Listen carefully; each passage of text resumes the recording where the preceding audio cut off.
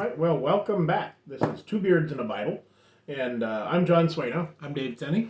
And as we were talking last week, as it were, we were in Luke 17, and we were talking about the last couple of verses there, and we were talking about the wherever the body is in the verse 37, there the eagles will be gathered together. We were talking about the meaning of that. And I'm going to defer to Dave because he was more right. Possibly. I think he was right in that. So it is speaking more of wherever the dead, dying, decaying things are. That's where you're going to find the birds that were going to be the scavengers and so on. And in fact, in looking at the one commentary that we looked at. It kind of appears that the word eagle is probably not the best use, the best term. I think it said translation there. Vulture. That it was a general term and it was usually encompassed vultures. Yeah. I think is how it was worded. But so with that being said, just to keep you up to date there on our squibble. But that goes back to, this goes back to this point that sometimes you need to step back and look at the context of things, and you can get really hung up on a word, and you can miss the whole meaning of what the scripture is talking about because you're hung up on this one word. Right. Yeah, and like I was saying in my thinking there, I think if that word eagle had been vulture, I would have had it would have meant, it had a different connotation in my mind. Yeah. And that's where studying the scriptures, you do have to kind of, like as you said, step back, take it in the context, but also it doesn't hurt to kind of look and see, in the original language, what those words were and exactly how it was translated, because like it or not, some of the translations, the translators, in some cases had an agenda. Yeah. And I'm not saying that was the case here with this, but whatever word they choose doesn't necessarily mean that they're absolutely right. So. Yeah.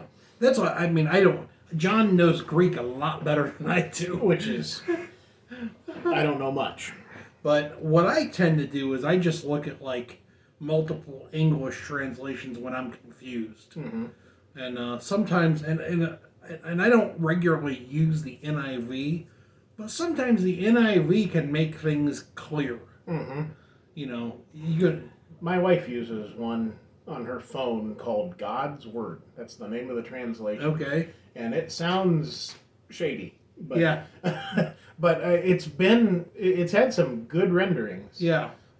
Some of the things that I've looked at. And I think that's the more sensible way to go. I think of it as I was telling you, sometimes the getting hung up on one word and going to the Greek studies, sometimes you can get yourself so bogged down in that you miss the... Yeah. You're going, what was I studying now? You miss the whole purpose. Yes, so it is probably a smarter thing, especially in the beginning of your studies, to just look at the different translations and maybe if you can find yourself a trusted commentary. I don't own a lot of commentaries, and I don't tend to lean towards them.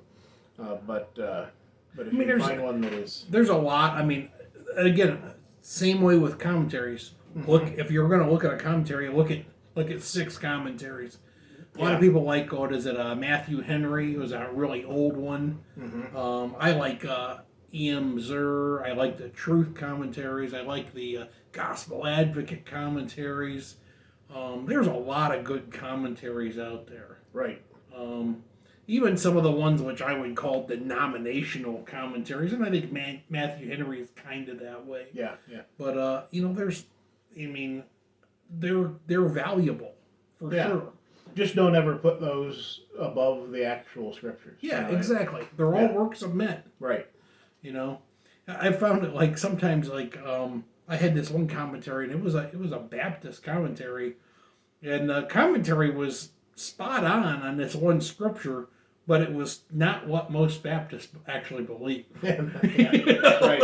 So sometimes the commentaries are actually better than maybe the doctrine your particular flavor of Christianity is following. And in those cases, maybe they once did believe that, but It's they've possible. had a few meetings in the interim. Yeah, you just never know. Today, Yeah. now that we've chewed up 5 minutes, so we're going to start in Luke chapter 18, and I'm going to read. Let me see here. I'm going to read through verse 8. I think I can handle that. Okay. It says, "Then he spoke a parable to them, that men always ought to pray and not lose heart." Now, this is one of those I love, John, because he already told me what the parable is going to be about, so I can understand it. He spoke to a parable to them that men always ought to pray and not lose heart, saying, "There was a certain city judge who did not fear God nor regard man. Now there was a widow in that city, and she came to him, saying, 'Get justice for me from my adversary.' And he would not for a while. But afterward he said within himself, 'Though I do not fear God, nor regard man, yet because this widow troubles me, I will avenge her, lest by her continual coming she weary me.' And then the Lord said, 'Hear what the unjust judge said. And shall God not avenge his own elect who cry out day and night to him, though he bears along with them? I tell you that he will avenge them speedily. Nevertheless, when the Son of Man comes, will he really find faith on the earth?'" There's a little bit of comedy in there. Mm-hmm. So, verse 1 tells us what it's going to be about. Right. So we don't have to wonder. Right. Yeah, and that not losing heart. And sometimes we see things going on about us, and it is often said, why people will often say, "Why does God allow this to happen? Why didn't He come and fix this situation in my life?" But here we have a little bit of an explanation. It's some encouragement. Mm-hmm. Don't give up. So he uses an example of a certain judge. Mm-hmm. And this judge is not righteous. Mm-hmm. Right? So he's not a righteous man. He doesn't fear God, and he doesn't care about his fellow man either. Right. And there's a widow in his city, and she's got a problem with some person. And she just continues, I hate to use this word, but she just nags him to death. Mm-hmm. And eventually, she wears him down. Yeah. And he does what she asks. I believe it was back in Matthew, there was an account of the man who was having people come into town and visit, and he needed supplies, and he went and woke the man up for bread. Yes. And it was because of his continual nagging that he finally just gave him what he needed. Yes. And that was another parable, was it not? Yes, another parable of the same thing. Yeah. Yeah, so, and we all know what this is about because, we've all had somebody in our life that just wore us down. If you ever have kids, you'll know exactly what this is all about. Yeah. And I remember, I'll tell you a story about my grandpa. He had it was like some old motor. And I wanted to, play with it. It was like an old rototiller engine or something. And he wouldn't let me, but I just kept asking, and finally he just gave in because he got sick of me asking. Did you not get a goat at your house that way? We did had you not get the goat? We did not get a goat, but we've had several lambs. You got the cat. We got the cat. Yeah. We had my daughter continually ask me for this. My daughter works at a farm, and she takes care of calves.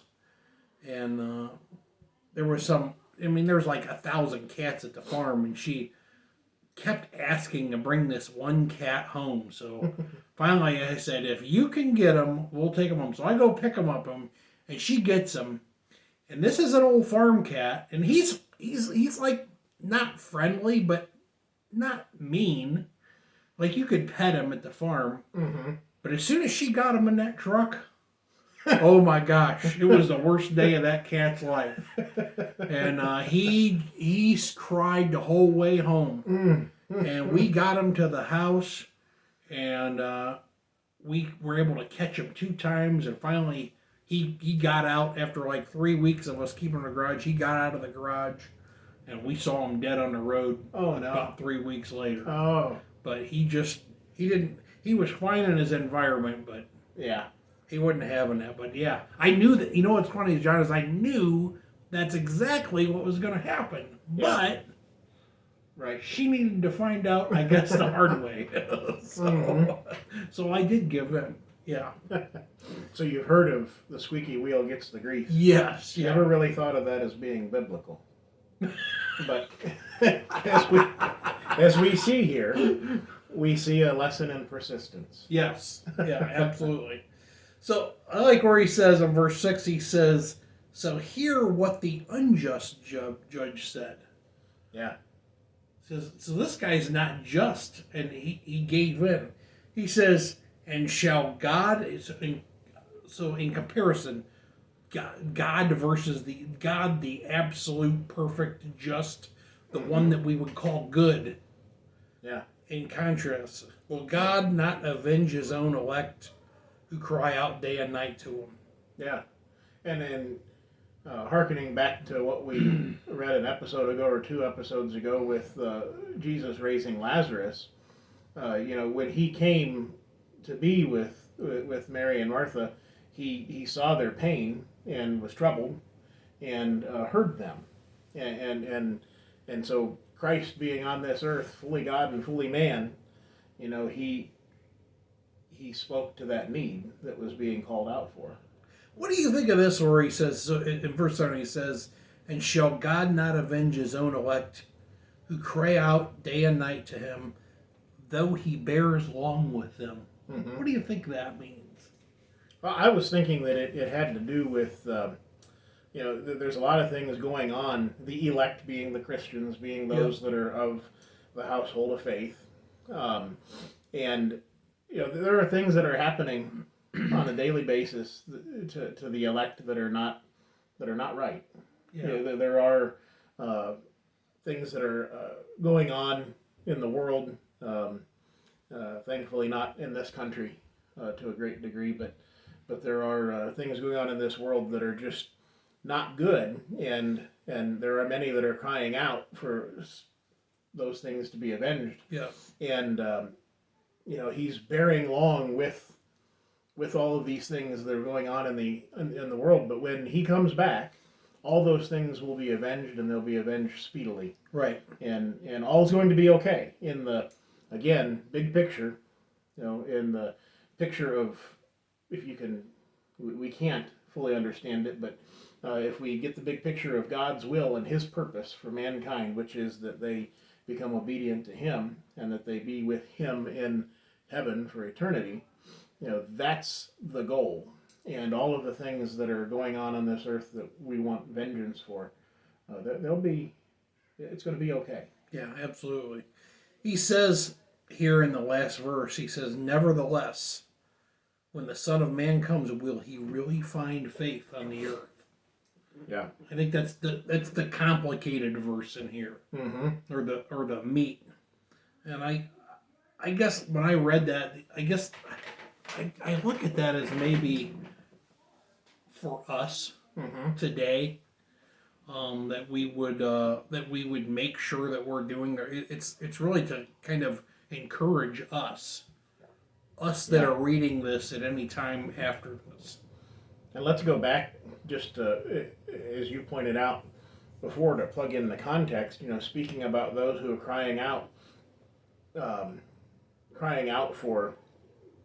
to him. When people are crying out to him and maybe desiring things from God, maybe they get disheartened. Maybe they lose their faith. Yeah, true. And so when he comes back, will he find faith on the earth, or will those people have lost faith? And that kind of that's a good point. Did not think about that. Yeah, because basically in the context, he's talking about that. He's talking about making sure that we have faith, that we continue. He says that we always ought to pray and not lose heart. Right. And in the end, he says, "Will you really find faith?" He's just saying, don't lose heart. Yeah, yeah.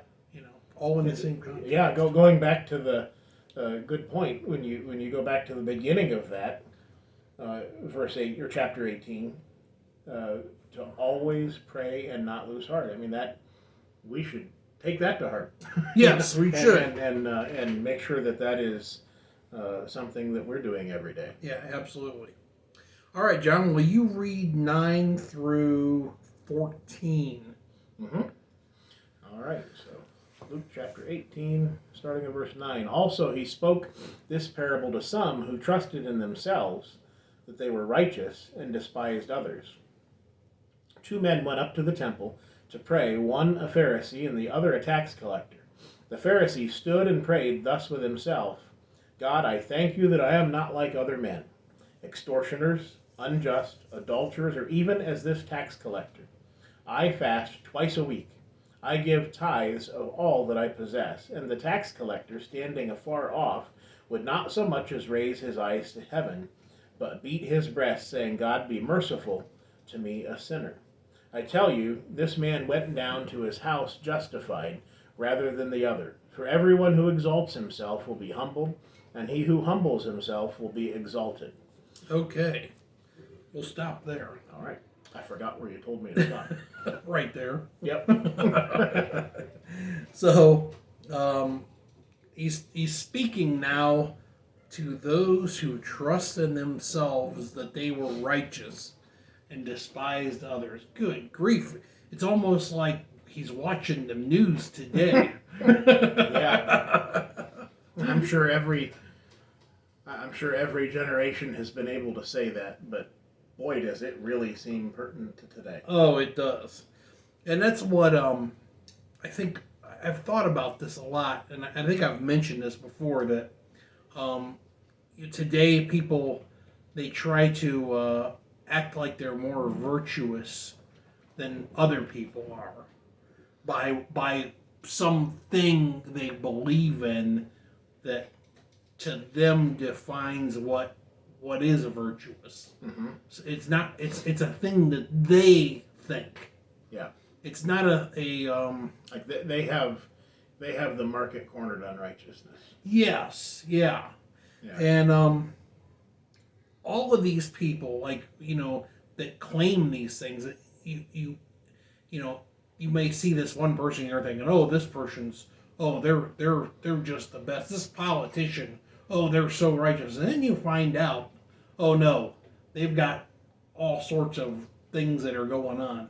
Yeah. I remember reading about some actor who was like really into environmental things and global warming and all these things, and then this news story came out that he was on a cruise around the world on his yacht that was like the size of like 3 football fields, and he told how much fuel this, and there was just a few passengers on this like moving city in the ocean. Yeah.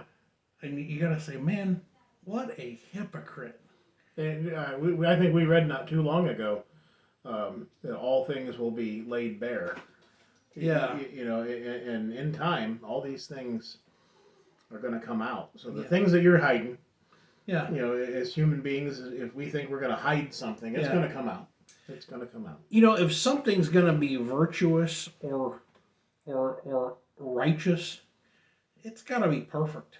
Yeah. Because if you make man or some theory of man to be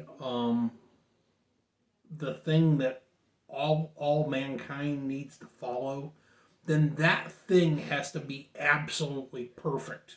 And if it's not absolutely perfect, then you can't follow it. Mm-hmm. It can't be trusted upon. Right. You can't put your faith in an imperfect thing. And that's why, and I think that speaks to the need for God. Mm-hmm. That's why we would put our faith in God, because He is perfect. That's the whole purpose of the gospel. It's the whole purpose of what God has been doing since the fall. Yeah. And when you look at this example, there's you've got on one hand, you've got the Pharisee that does all these wonderful good works, and then you have the tax collector who is just has humble faith, really. Yeah. And so some might look at that and say, well, see, the works mean nothing. But, as we remember from James, faith without works is dead. If we have faith that God is who he says he is, that's going to cause us to do certain works, but they don't necessarily always look like the things that we are reading about the Pharisee. And it really, but it can, and I guess it really comes down to, as I'm talking this out, it really comes down to the mind of the person doing the works. And why are they doing the works? To exalt themselves or I God? don't think Jesus is saying that these good things this Pharisee did We're bad. Yeah. He's not saying that. Right. Well, I think what the difference he uses as example is here's one. It's the attitudes of these guys. It's not exactly. So one guy's like beating his chest. He's going to prayer, but he's just boasting about how awesome he is. Yep. He says, "Oh, I thank God that I am just the best. I'm so cool." And I have the thing that pops into my mind, and perhaps you've seen on television, you've seen the televangelists or whatever that are throwing their hands up in the air and screaming and putting on a real good show. Yeah. That's what it kind of reminds me of. Yeah, absolutely. So, he's really talking here about the attitude. So this guy's got this attitude that he basically he's putting his faith in himself. Yeah. By his things that he's thinking the things that he is doing is going to make him a righteous person. And that's a very popular, let's just even call it a religion. People have made that a religion in present society. Yeah, absolutely. And I mean... It really comes out at Christmas time. Oh, yeah. Yeah. Yeah, I mean, I can't tell you how many times I've sat in meetings with people and they'll just tell me what a good person they are. Right. Especially salesmen. Yeah. But they'll all, always get into this thing about all of the things that they do. Right. And I guess it's because they want you to think that, oh, well, I guess this guy's a good person. And we're taught that Yeah. in school, and we're taught to build ourselves up and to, writing a resume. You're putting everything out there that you've ever done. Yeah. Talk yourself up. Yeah. That's something that's very common especially in the business world. Yeah. But this Pharisee is putting his basically by talking about these things, he's just showing that he's put his faith in the things that he does. And this other man, this tax collector, he knows that he doesn't deserve forgiveness. Mm-hmm. He knows that.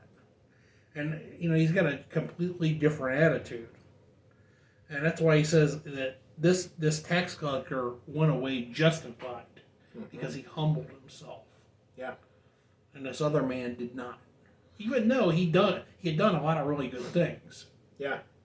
And there's a danger in the church today that we don't puff ourselves up. There's a lesson to be had there. I mean, this is the thing that many people, there are so many people that have said that they just won't go to church because it's full of hypocrites. Yeah. And to a great degree, they're not wrong.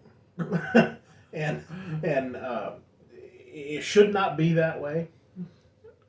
But it really lends to the idea that we really need to pay attention to ourselves. I always tell them, that's okay. We got room for one more. Right. Yeah. And that's the other part of it, is that, if you're searching for the group of people that is perfect, that is never going to let you down, right? It's not on this earth. No. And if you think there's a congregation out there that's perfect, you're wrong. Right. And the reason we know, and it's actually never been like that. Every congregation has problems. Oh yeah. And when we read the letters, Paul's letters to the churches, I have this against you. Yes, we see that it was a thing then too. Mm-hmm. So there are no perfect churches and there are no perfect people. That's why we need Jesus. Right. Right? And that's where his grace comes in, and that's a whole other subject that we won't. That's a huge subject. Yes. The grace isn't, not grace alone. Yeah. But yeah, it is. If we have our heart right, and we have the heart that looks more like, this tax collector who knows his place and knows God's place, knows who he's speaking to, being afraid to raise his eyes to heaven. I mean, that's awesome humility. I mean, he's like you said, he knows his place, and he says he stood afar off. Mm-hmm. Like he didn't want to offend the people that were there, right? Because he knew what kind of fella he was. Mm-hmm. He knew where he was supposed to stand. He what did he say? He said he didn't even raise his eyes to heaven. Mm-hmm. I mean, this is a man who is humble, and he says, "God be merciful to me, a sinner." And that's the same thing that we need to have that exact same attitude. Yeah. Doesn't matter how good you do. Really, without God's grace, His mercy, we're in a tough spot. Right. We're in a very tough spot. All right, do we have time? No, we don't have time. I was going to say we could read something else now, but you know what? For once, we're going to end before a half an hour. All right. Well, in that case, thanks for joining in with us. And subscribe if you have stuck around this long. Maybe you'd like to hear some more. And we would love to, of course, if you have questions, reach out to us. Yep. And with that being said, I guess there's nothing else to say. Yep. But we'll see you next time. I got to mash the button, John. Yep.